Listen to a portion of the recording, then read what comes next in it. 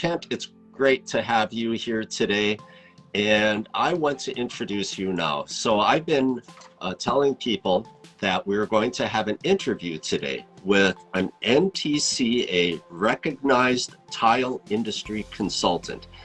And I'm introducing you now to Kent Klaser of Kent Klaser, and we're going to have you tell us your company name. This is Kent right here. And Kent, you know what? Why don't you tell us who you are, where you live, where you work out of, and a little bit about yourself, and then we'll get into a conversation. Okay. Well, thanks again for inviting me. It's a pleasure to be here with you guys. I am Kent Klaser. I operate under the business name of Tile and Stone Consultants. It's a DBA for my corporation, Klaser Consulting. I live and work out of my home office in Bonita, California, which is a suburb south of San Diego. I'm about in between downtown San Diego and the border adjacent to Tijuana.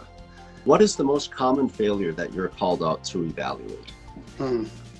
There's a group, I guess, and it's not so much the specific failure, but there's a group of common symptoms of a problem. Some of those problems are underlying, but like you mentioned, movement joints not being installed properly can lead to a lot of different issues, whether it's some tenting or actual tiles debonding and other issues.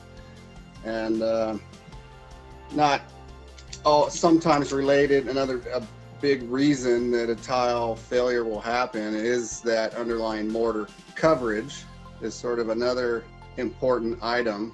I always say those two, and I had this talk with my clients yesterday about that project, that if I had to point out, what I call two of the most important items to keep in mind when installing tile is, I boil it down to single direction trolley, getting the proper coverage, and putting movement joints in correctly.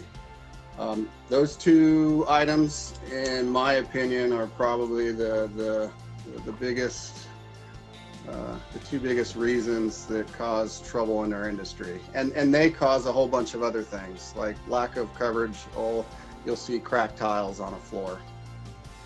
When they're point loaded, they'll end up cracking, or showing that, you can get grout joints that are cracking with movement joint problems and a lot of different things.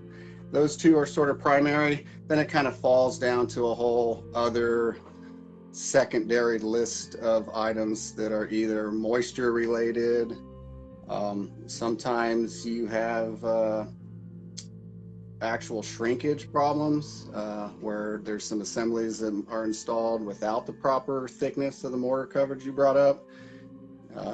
You can have indent fracturing, a lot of different items. So I can't thank you enough for your time today, and it's great knowing you, great chatting with you, and learning from you on your experience in the tile industry and what it is to be a consultant. And thank you for helping us understand failures and joining us today. Great. No, it was a pleasure to be here. Thank you for inviting me. I look forward to any other opportunity I have to participate in the future.